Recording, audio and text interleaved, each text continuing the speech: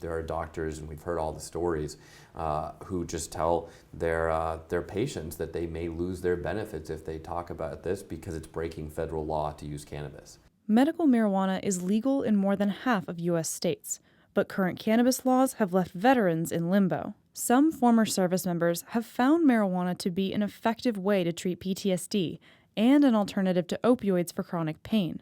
But those who receive health care from the Department of Veterans Affairs are in jeopardy of losing their benefits entirely if they use weed. VA doctors can't prescribe or even recommend marijuana as a treatment for patients because of federal laws, and many veterans fear even discussing the option with their doctors. I see it myself because I have a Facebook group with my second platoon. We talk almost every day.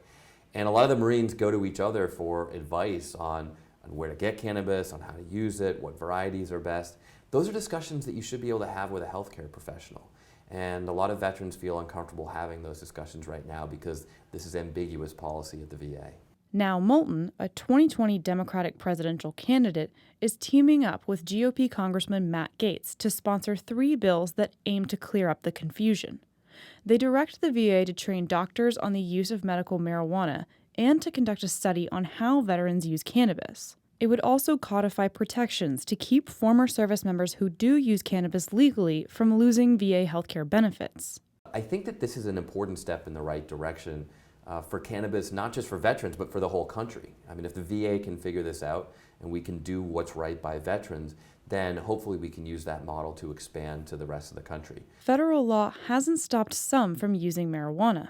A 2017 survey from American Legion found 22% of veterans use medical cannabis. But earlier this year, the Trump administration opposed a similar package of bills.